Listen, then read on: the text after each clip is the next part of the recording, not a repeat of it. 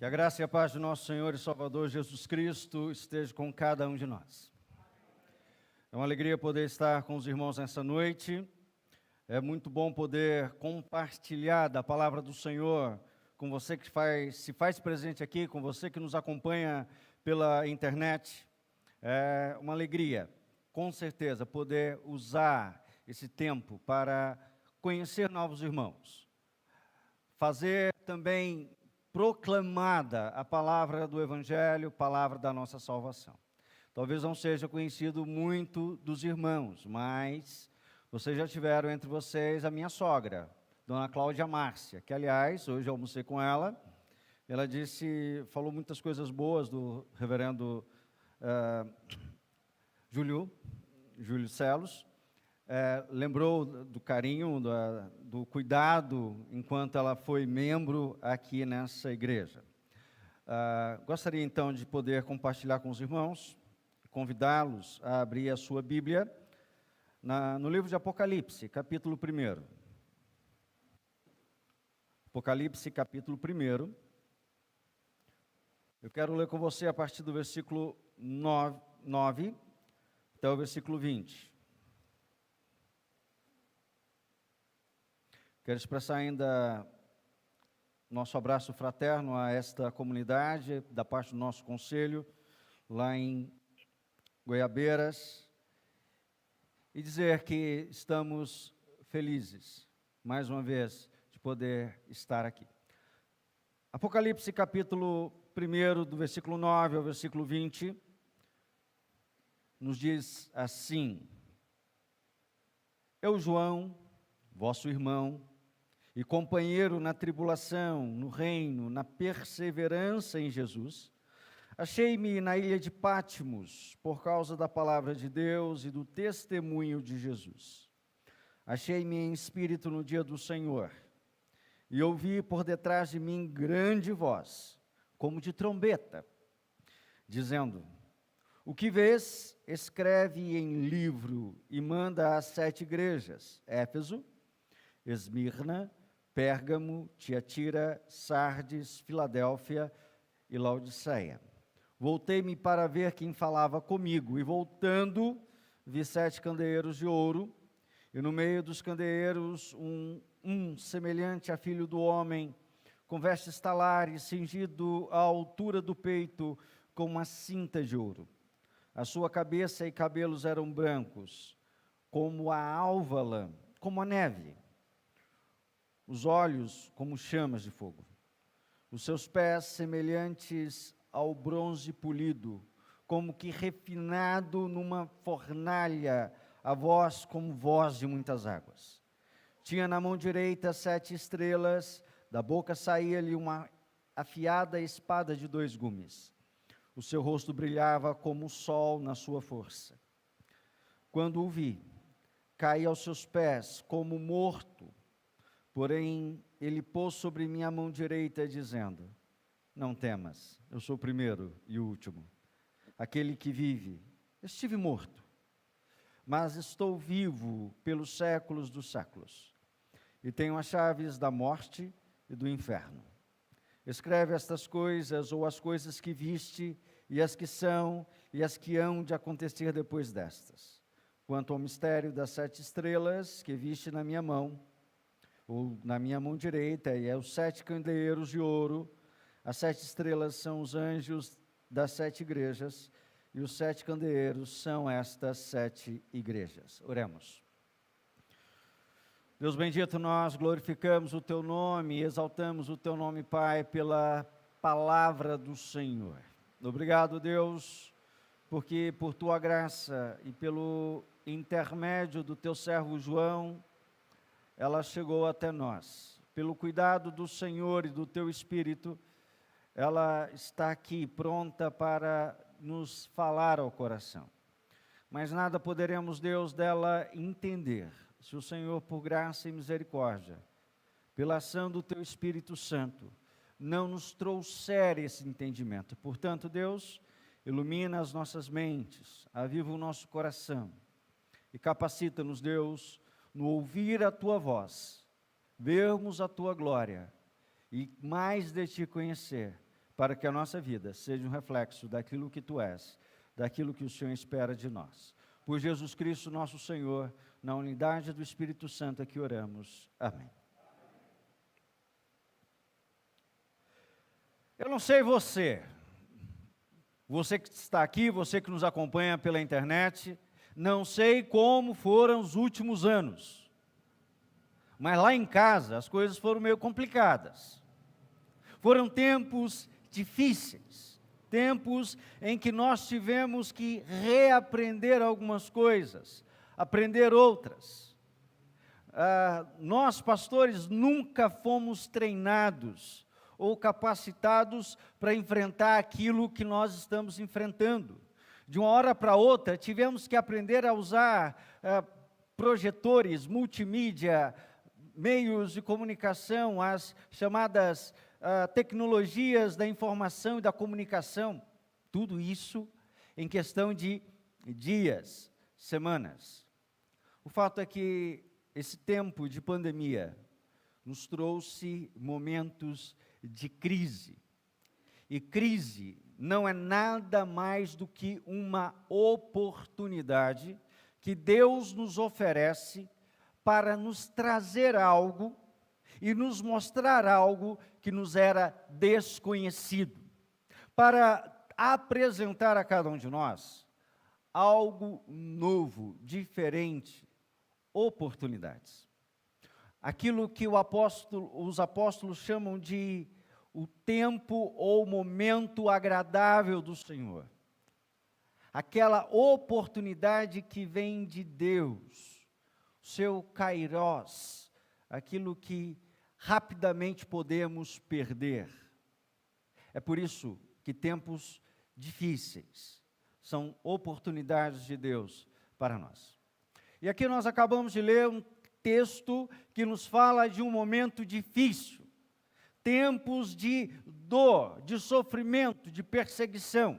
Nós estamos falando de um tempo em que se levantou um homem terrivelmente perverso, Domiciano, filho de Tito Flávio, o homem que entrou em Jerusalém no ano 70 para cumprir aquilo que o Senhor Jesus havia dito, que não ficaria pedra sobre pedra em Jerusalém. Ele destruiu os muros, o templo, a cidade, matou tantos quanto foram possíveis ser mortos, de preferência na humilhação da cruz, embora não a mesma cruz de Cristo, no sentido de eles serem servos de Jesus, mas pela humilhação que era ser morto e pendurado.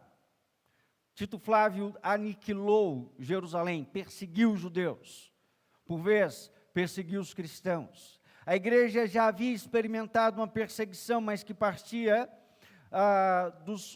não dos romanos, mas da própria gente, dos próprios judeus, que viram no Evangelho um caminho que poderia trazer problemas. Primeiro, para a sua religiosidade. Segundo, para a sua forma denunciada por Jesus de entender a lei, não aquela que nasce do coração pelo poder do Espírito Santo, mas daquela que é simplesmente, meramente, fruto de um legalismo morto, inclinado a obter méritos, inclinado a alcançar status diante de Deus, como se isso fosse possível. E João, por causa de Domiciano, ele é lançado em uma ilha rochosa, pedregosa, afastada o máximo possível de onde João teria sido um dos grandes bispos da época. Por volta do ano 99 89 a 99 da nossa era, um pouco mais aí de 50 a 60 anos depois da morte e ressurreição do nosso Senhor, a igreja que já contava e já estava espalhada pelo mundo conhecido, começa então a ser alvo de grandes e terríveis perseguições.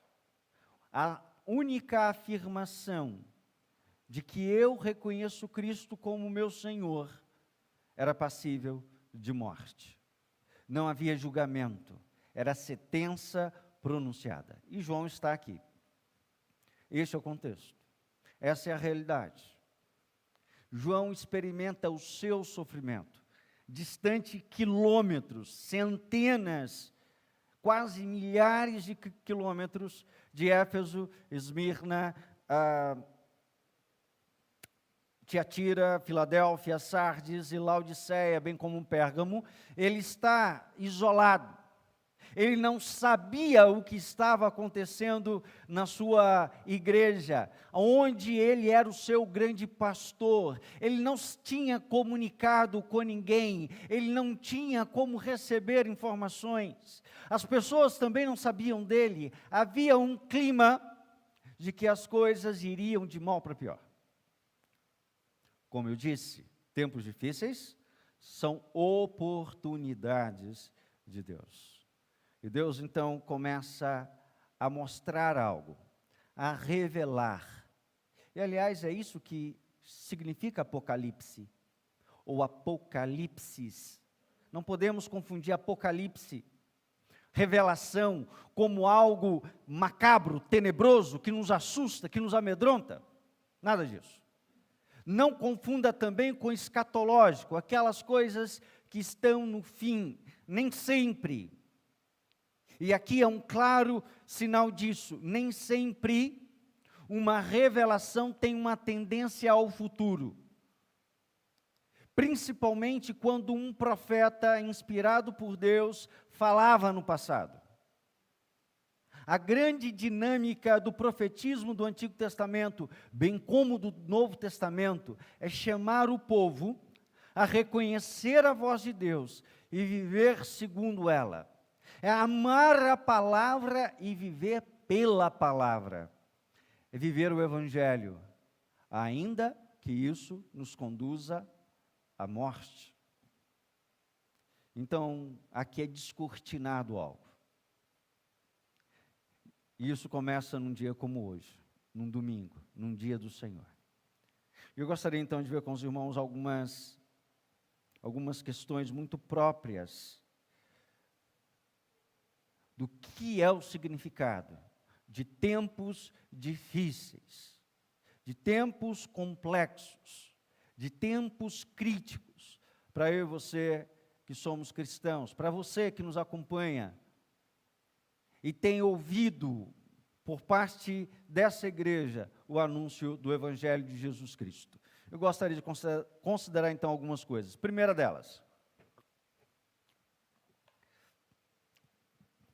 tempos difíceis são momentos para nós continuarmos vivendo a nossa vida sob o senhorio de Cristo. Muito simples. Às vezes nós nos alarmamos. Eu não sei você, mas eu fiquei meio que tenso com aquele colibri ou beija-flor, como queira, voando aqui na igreja. Agora a atenção está voando ainda. Será que a atenção vai desviar? Como é que vai ser então? A gente fica assim. Momentos complicados são momentos em que nós ligamos o alerta. A adrenalina sobe, queremos reagir, queremos fazer alguma coisa. Mas não é uma questão de reação. É uma questão de submissão. Olha para o texto. João, ele sabe de algumas coisas, ele começa então a se mostrar, a se revelar, a contar quem é ele que está escrevendo. Ele diz: eu sou João, vosso companheiro, vosso irmão, nas tribulações, no reino, na perseverança em Jesus. Eu estou aqui nessa ilha de Patmos por causa da palavra de Deus, por causa do testemunho de Cristo. Eu estou aqui como vocês poderiam estar, como vocês poderão estar, vivendo situações por conta daquilo que nós cremos. E mesmo assim, eu continuo vosso irmão e companheiro. Perceba, não muda nada naquilo que João é. Não muda nada naquilo que João faz. Não muda nada naquilo que João crê. Ao contrário. Parece-nos, e quando você lê todo o livro de Apocalipse, parece que João vai ganhando força, vai ganhando uma ideia de que as coisas não são tão complicadas assim. Não por causa dele, mas pelo Deus que o assiste. Ele entende, e essa é a compreensão que ele já começa aqui dizendo: eu estou aqui porque a tribulação chegou. Jesus havia dito que haveria problemas, dores, aflições, perseguições, que nós seríamos maltratados, que mentiriam contra nós, que nos caluniariam, que afligiriam-nos de todas as formas possíveis. Eu quero dizer para você, que se você não vive isso, possivelmente o seu testemunho não é o mesmo que João. Porque na vida cristã, perseguição é sinal de bem-aventurança, de vida em seguimento, de imitação a Cristo. É próprio do Evangelho causar raiva em uma sociedade que se perverte e que se afasta de Deus.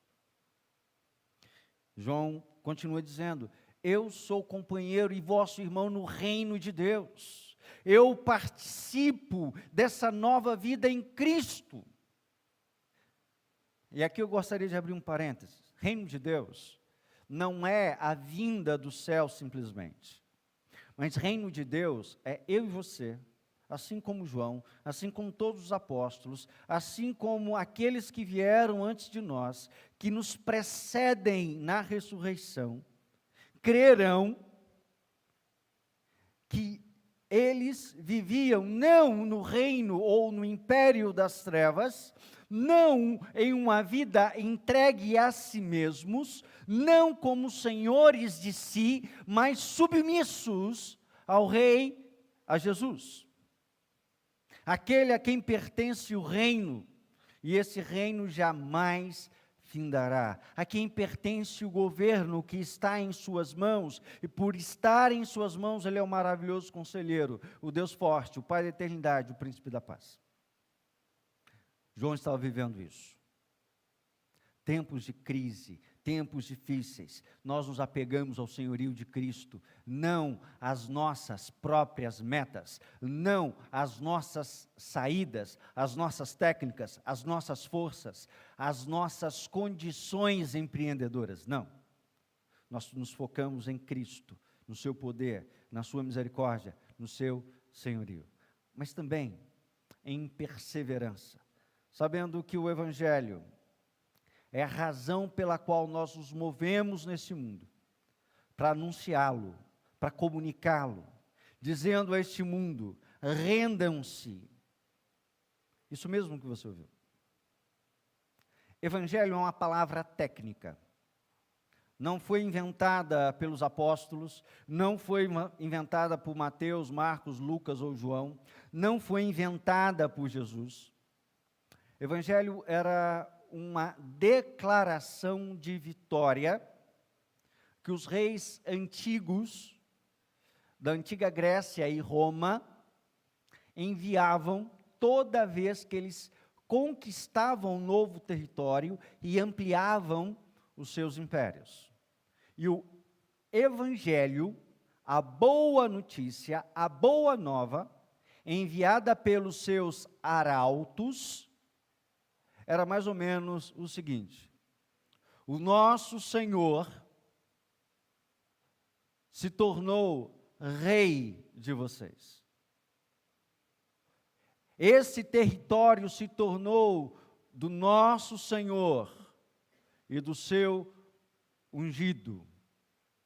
Agora, rendam-se ao senhorio dele, mudando a sua perspectiva de quem ele é, ou sofram as consequências da vitória dele. Compare agora com o que o nosso Senhor dizia, ou disse quando iniciou o seu ministério. Arrependei-vos, porque o reino de Deus chegou. Ou mudem de ideia, ou sofram o dano de viverem sobre as suas próprias leis. Crê no Senhor Jesus e será salvo. Essa é a resposta de Paulo ao carcereiro. Rendição, entrega. E a perseverança é a vida contínua nisso. Segunda coisa que nós aprendemos nesse texto, que momentos difíceis são momentos que o Senhor usa para descortinar diante de nós a sua vontade.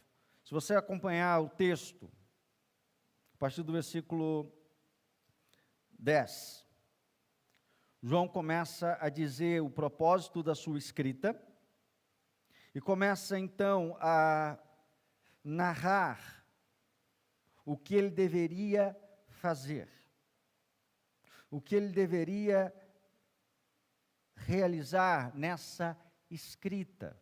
Perceba. Em outras palavras, ele que estava no dia do Senhor, possivelmente orando, fazendo suas devoções. Deus, ele é muito, eu vou dizer alguma coisa que talvez te choque, mas Deus é muito propício a encontrar-nos em momentos que até mesmo nós não esperamos. João havia visto muitas coisas.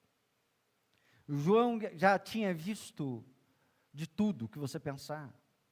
Multiplicação de peixes e pães. Ele tinha visto milagres, pelo menos os 7 que ele narra bem nitidamente. Ele havia contemplado outros tantos milagres. Ele havia visto a ressurreição. Ele havia presenciado coisas que só depois da ressurreição ele poderia falar, como a própria transfiguração de nosso Senhor. Talvez ele já não esperava mais nada de Deus. Já vi tudo o que podia ver. Essa é mais ou menos a ideia que nós temos. Eu já vi tudo que Deus tinha para me dar, tudo que Deus tinha para realizar na minha vida. Agora, nesse momento crítico, não há nada mais a fazer. É aquela não rendição ao senhorio, mas aquilo que a gente chama de entregar os pontos. Agora já não dá mais. Abençoa o teu Deus, ó Deus, o teu servo, e por favor me leva daqui, porque não há mais condições de enfrentar essas lutas. Ou você nunca perguntou assim, por que Jesus não volta logo? Momentos difíceis, você nunca pensou, seria bom que Jesus voltasse? Não pelo motivo certo. Isso não é o motivo certo. Eu já me peguei pensando nisso. Como seria bom essa dor passar, esse tempo passar. Mas tempos como esse, é que Deus descortina a sua vontade. João está ali pensando, os problemas são maiores do que eu, as perseguições são maiores do que eu, a igreja vai morrer, Domiciano vai conquistar tudo, será que agora é o fim? Será que agora as coisas vão de mal a pior? De repente, em um dia do Senhor, um dia como outro qualquer talvez, um dia que ele estava ali vivendo as suas devoções pessoais, se acompanhado ou não, a gente não sabe como ele estava em Pátimos, ele não entra em detalhes, isso é irrelevante, mas ele nos mostra algo. Deus diz, olha, escreve aí num livro e manda para essas 7 igrejas, o que está acontecendo, olha aí para o seu texto, o que está acontecendo e o que acontecerá. Versículo 19, as coisas que você vê, as coisas que vão de acontecer depois dessa, e tudo aquilo que você viu. Você não sabia disso. João talvez tinha uma esperança de algo novo acontecer, mas ele não sabia como.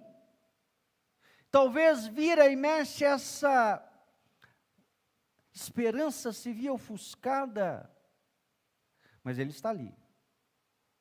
E agora Deus vai dizer para ele: tem coisas, João, que você não viu, e eu vou te mostrar agora. É assim que Deus faz. Lembra de Elias, servo do Senhor? Vai de encontro a Acabe, Jezabel. Deus opera milagres e milagres por meio dele. Ele enfrenta 850 pessoas, 450 profetas de Baal, mais 400 de Asherá, ou Astarote, tanto faz. Ele clama por fogo do céu, e o fogo é derramado. Ele mostra quem é o verdadeiro Deus de Israel. Dias depois disso, ele está encolhido, em posição fetal, amedrontado, porque Jezabel falou que ia matá-lo. Ele disse: eu quero morrer. Já viu isso? Já percebeu isso? Alguém já viveu esse momento de tão densa luta? E se você é um seguidor de Cristo, fica tranquilo, isso é normal. Da maneira santa de Jesus, ele passou por isso. Senhor, passa de mim esse cálice. Eu não quero enfrentar a tua ira. Eu não quero enfrentar a tua justiça. Eu não quero enfrentar o terror dessas coisas que eu sei que o Senhor trará sobre mim. Ele está amedrontado, apavorado. Suas veias mais próximas da pele se rompem. Ele verte sangue pelo suor antes de vertê-la ou de vertê-lo na cruz, por pavor. Até que ele olha novamente para Deus e diz: seja feita a tua vontade. Irmãos, momentos difíceis é onde Deus desacortina, abre, revela coisas que ainda não havíamos pensado, mas coisas que Ele já havia determinado antes da fundação do mundo, para que na nossa vida nos fosse razão de fortalecimento da fé, de engajamento na obra missionária, no testemunho e na perseverança de nossa fé, numa prática virtuosa de amor, numa vida de esperança, de que o Senhor virá para reinar sobre toda a terra, eliminando todo o poder, de todo o principado, de toda a potestade, de tudo aquilo que se opõe a Ele e contra Ele. Terceira e última coisa que eu gostaria de ver com os irmãos essa noite,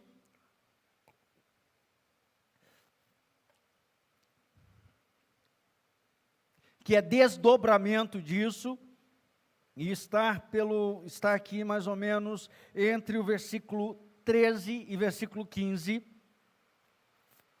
porque nos tempos difíceis, nos momentos complicados da nossa vida, é que Deus nos faz ter grandes certezas que mudarão definitivamente a nossa história.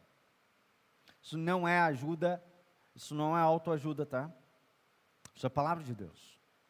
Isso não tem a ver com você, tem a ver com o Senhor. Então o texto começa assim no versículo 12, aliás: voltei-me para ver quem falava comigo. Ele ouve um barulho, ele tem uma audição como essa chuva que cai, esse barulho, algo muito forte, e é muito próprio do ser humano voltar para ver o que está acontecendo ao seu redor, tá? E quando ele olha para trás, ele vê algo que ele nunca tinha visto. E olha que João tinha visto muita coisa. Aliás, ele já tinha visto isso. Ele se volta e vê um homem branco, cabelos brancos, e aqui não é branco raça, é o corpo branco, símbolo de santidade, de pureza, cabelos brancos, roupa branca, cinto de ouro, pés de bronze. Ele tinha visto isso uma vez, quando ele sobe com Pedro, Tiago e Jesus a um monte, e ali Moisés e Elias vêm conversar com ele. Ele vê o brilho da glória de Cristo uma segunda vez. Mas não apenas isso. Ele usa duas expressões aqui, aliás, uma expressão aqui, que nos remete a outras visões, não dele, mas de Daniel. Primeiro, ele fala que ele viu um filho do homem. Um como filho do homem. Ele não está falando nada de diferente daquilo que Jesus havia falado sobre si mesmo. De todos os títulos messiânicos que Jesus poderia usar, ele só usou um. Principalmente nos evangelhos de Mateus, Marcos e Lucas. Ele apenas se refere a si como o Filho do Homem. E o Filho do Homem é uma imagem de uma visão de Daniel no capítulo 7, quando Daniel vê um ancião de dias nos céus, assentado, e de repente vem ao encontro desse ancião de dias, alguém que ele descreve como o Filho do Homem. Alguns vão chamá-lo de o homem celestial, ou o homem perfeito. Ele se apresenta diante desse ancião de dias, que é a representação de Deus, e recebe dele o domínio, o reino, o poder, a glória, e o seu reino é reino eterno que jamais passará. E a descrição que Daniel vai dar desse ancião de dias, no capítulo 7, versículo 9, é justamente essa. Branco, cabelos brancos, olhos vermelhos como de fogo, vestido de branco, irradiando glória, poder e majestade. Então aqui algumas coisas para você, que Deus nos revela em momentos difíceis, se você está disposto a ouvir a voz do Senhor. Primeira delas, Ele lembra para você e para mim, para todos nós, mesmo você que está nos assistindo, a qualquer um que creia nele, que creia no seu Filho, e lhe seja dado a percepção poderosa do Espírito Santo, que ele é poderosíssimo, que ele é cheio de majestade, que para ele não há limites, não é Domiciano, não é Covid, não é A, B ou C, não são forças, não existe o que lhe opõe, não existe o que lhe supera, não existe o que lhe derrota. Toda a aparente derrota é só o que ela é, aparente. Olha o que Jesus vai dizer para João. Eu sou aquele que estive morto. Versículo 18. Eu vivo, mas eu estive morto. Mas agora eis que estou vivo pelos séculos dos séculos. Não há limites para mim, para a minha vida. Não há nada que me impeça. Não há nada que me tire o poder, a glória, a majestade, os meus santos atributos. Se Daniel não compara o Filho do Homem ao ancião de dias, João faz. Isso nos lembra uma segunda coisa. O Senhor Jesus, que na sua humilhação se fez homem como nós, e é homem como nós, é também Deus como Deus. Plenamente homem, plenamente Deus. Aquele que está sobre nós, governando todo o universo, que não pode ser limitado por nada, sabe experiencialmente o que você e eu sentimos. O que é a dor, o medo, a aflição, o temor. Ele sabe o que é o sofrimento por causa da experiência da morte. Afinal de contas, ele morreu. Afinal de contas, ele viu gente morrendo. Lembre-se, em todo o Evangelho, há apenas 3 narrativas de ressurreição. Não é todos os velórios que Jesus ia, que ele ressuscitava pessoas, que ele trazia os mortos à vida. E mesmo diante da morte daqueles a quem ele ressuscitou, há comoção. Nós vemos isso com a filha de Jairo, com aquele filho de uma viúva em Naim, e com o seu amigo do peito, irmão camarada, Lázaro. O seu Deus, o meu Deus, é também nosso irmão mais velho em Jesus. Ele sabe onde as coisas nos maltratam. Ele sabe onde o calo nos dói. Ele sabe o que nós temos no coração que nos faz chorar, que nos faz sofrer. Ele nos conhece, porque o que nós experimentamos, ele também experimentou, exceto o pecado. Exceto o pecado. E aqui então, ele vai dizer mais uma coisa para nós. Visão de João, um homem de branco, todo branco, olhos vermelhos, pés de bronze, andando no meio de 7 candeeiros, carregando 7 estrelas, tendo uma espada que sai da sua boca. Visão estranha, mas símbolo de algo maravilhoso. A resposta dessa visão está aliás, a chave para nós interpretarmos essa visão, versículo 20. 7 candeeiros, 7 estrelas. A espada a gente já sabe, é a sua palavra. Porque pelo sopro da sua palavra, nos diz o apóstolo Paulo, ele matará o anticristo, o inimigo que não resistirá. Isso a gente sabe. Mas e essas estrelas, esses candeeiros? Candeeiros, 7 igrejas. Lembre-se da menorá. Eu lembro que da última vez que eu vi aqui, tinha um púlpito, e ele tinha aquele candelabro de 7 braços. Não era assim? Aquilo se chama menorá. É o símbolo da presença do Espírito Santo no Antigo Testamento. É o símbolo da presença do Espírito Santo no tabernáculo. E o Espírito Santo está onde estão os seus. É a igreja, é a assembleia, é a sua comunidade. Nas suas mãos, 7 estrelas.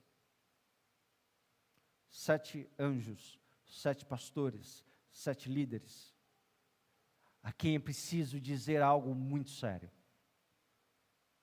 Pessoas que estavam vendo os problemas de mais perto e de maneira mais angustiante. E Deus diz para eles, por meio de Jesus, por meio de João: calma, meu servo, palavras apócrifas, tá?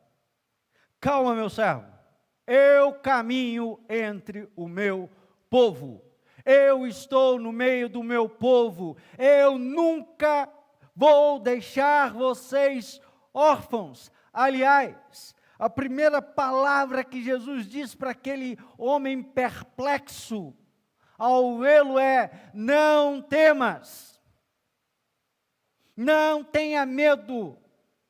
O que para você parece assustador é motivo para você se sentir consolado, acalmado, fortalecido, porque não é na sua força que você alcançará vitória.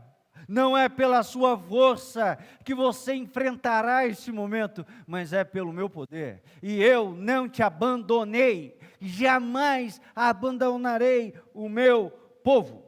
É isso que o Senhor está dizendo. É isso que o Senhor está mostrando para João. Onde estiver a igreja de Cristo, lá estará o Senhor Jesus, por meio do seu Espírito, fortalecendo, dando vigor, renovando as forças e caminhando junto. É por isso que nós não somos, nem estamos órfãos. O outro Consolador, e aqui Consolador não é aquele que diz como a canção: encosta a tua cabecinha no meu ombro e chora. Não é isso. A melhor imagem de um Consolador, de um Paráclito, usar aqui, principalmente os homens vão entender mais, talvez, as mulheres, mas é aquele treinador que fica na beirada do campo, gritando e dizendo: vai lá, faz isso, faz aquilo. Entendeu? Não é, coitadinho de você, é vamos. É motivação. A nossa motivação não vem de nós, vem do Senhor. Fica de pé, caminha, porque eu estou contigo onde quer que andares. Isso que Deus falou por meio do seu anjo. E aí alguns teólogos e biblistas vão dizer, representação do próprio Cristo, antes de sua encarnação, a Josué. É a mesma coisa que ele nos diz hoje: levanta, ser forte, corajoso, não temas, vá em frente, eu estou contigo. A sua força é a minha força, o teu poder é o meu poder, porque por meio de ti eu vou manifestar a minha vontade. Igreja, nós não estamos nesse mundo de brincadeira. Nós que anunciamos e vivemos o Evangelho, estamos continuamente enfrentando todas as coisas, com Cristo ao nosso lado. Para nós encerrarmos, eu gostaria de chamar a sua atenção para uma palavrinha que Jesus diz aqui. Versículo 18, finalzinho. Eu vivo pelos séculos e os séculos.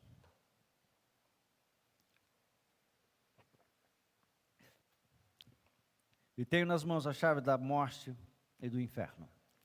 Primeira coisa, inferno aqui, a morte é a morte mesmo, e principalmente na sua manifestação mais doída para nós enquanto nessa nossa peregrinação, morte física. É o pavor, é o receio que vem. Morrer não é complicado, o processo que é. Isso que nos causa ansiedade. Mas inferno seria melhor traduzido como a noção que nós temos no credo apostólico, o Hades. É mais ou menos o seguinte: a morte e a sua deteriorização, ou sua decomposição. Algo que nos constrange. Se já é doído ver alguém que nós amamos num caixão, imagina perceber a sua decomposição, seu apodrecimento. Essa é a noção de estar na morte, estar nessa coisa odiosa, grotesca. Jesus está dizendo, calma. Calma. Quem controla a morte, quem controla o pós-morte, sou eu. Aqui na minha mão está o controle. Aquilo que você mais teme está sob a minha guarda.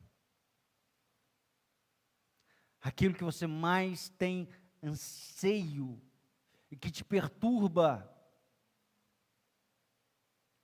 está sob meu controle.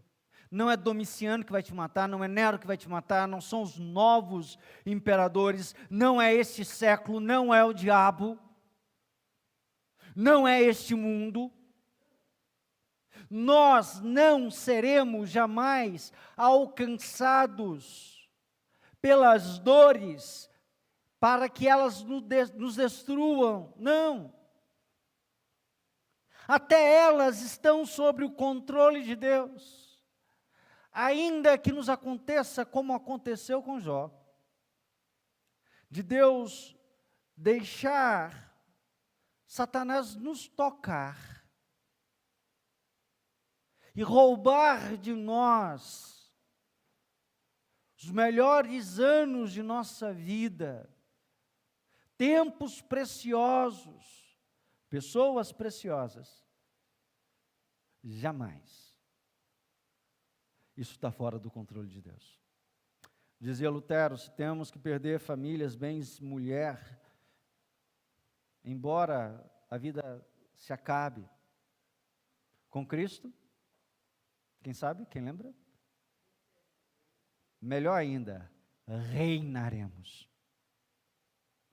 Eu e você, que cremos no Evangelho da verdade, no Evangelho da nossa salvação, já estamos com Cristo, nos diz Paulo, assentados com Ele, em tronos.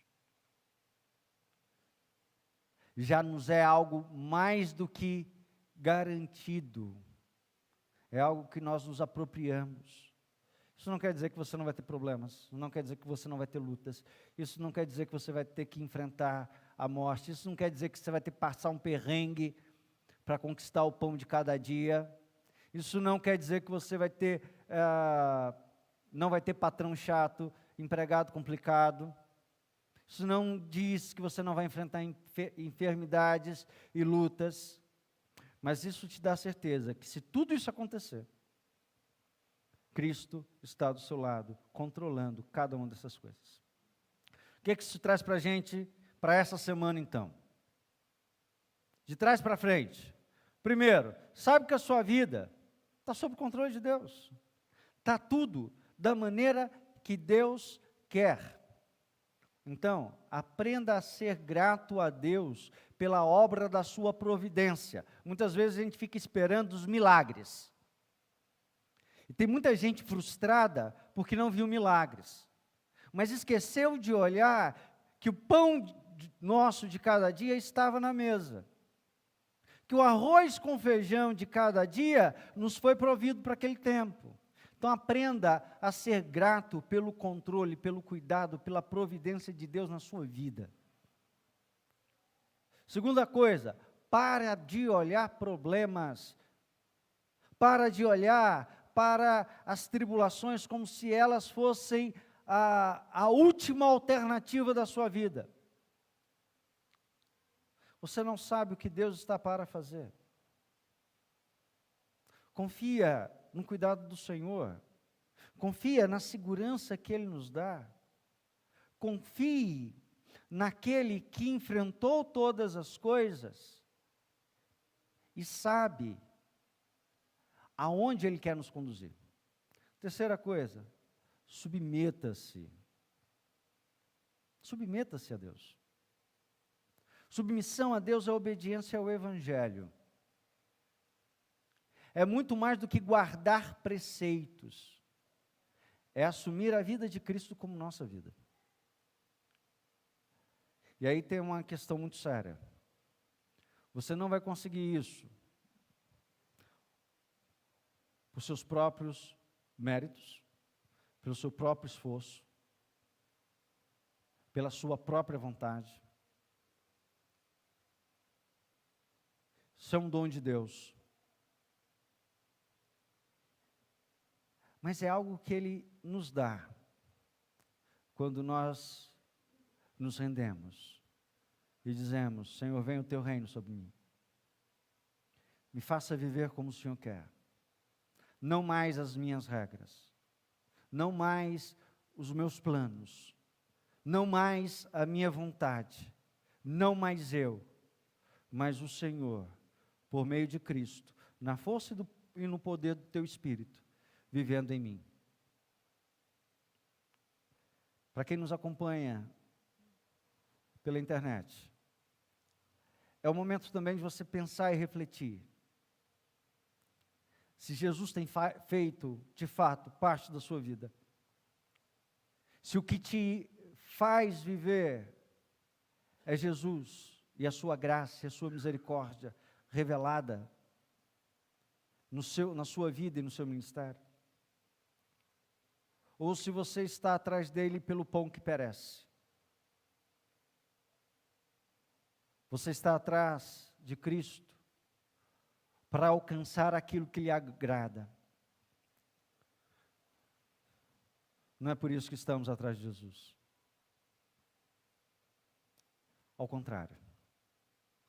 Quando nós nos dispomos a Ele, nós nos dispomos à morte. Porque tomar a nossa cruz é fazer igual Ele. Pegar o lenho do Calvário, colocar sobre o ombro e seguir para o seu martírio, para o seu fim.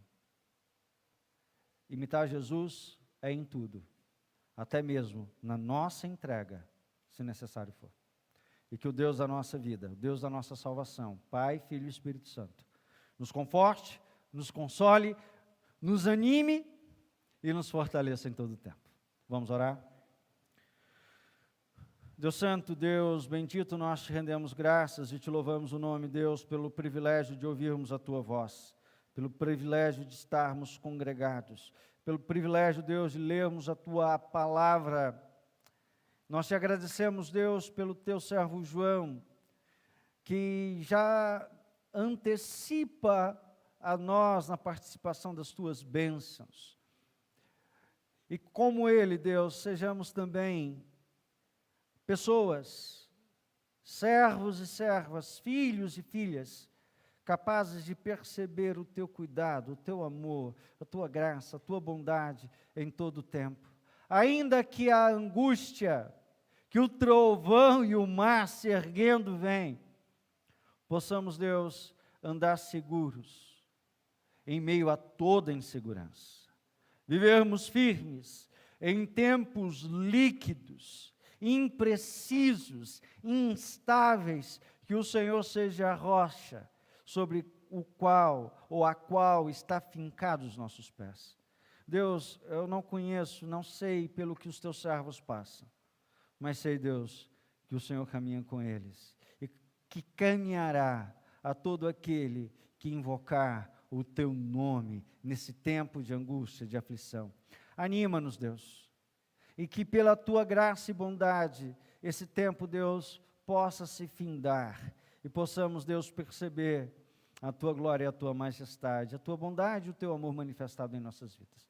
Abençoe, Deus, essa igreja, que ela viva, Deus, assim como as igrejas do Apocalipse, acompanhadas pela presença doce e poderosa do teu Filho Jesus Cristo, e que na força animadora do Espírito Santo ela caminhe, seja com a sua liderança, seja com seu pastor, que o reverendo Júlio Maria esteja, Deus, nas tuas mãos, como aqueles pastores no passado, que os presbíteros dessa igreja, Deus, sejam cuidados pelo Senhor, que a liderança, Deus, dessa igreja seja guiada por Ti. Abençoe, Deus, mais uma vez nós rogamos os Teus servos e as Tuas servas, homens e mulheres presbiterianos, que nessas 2 últimas semanas nós relembramos, Deus, a nossa caminhada, que eles sejam, Deus, abençoados por Ti, capacitados pelo Senhor a uma vida de testemunho.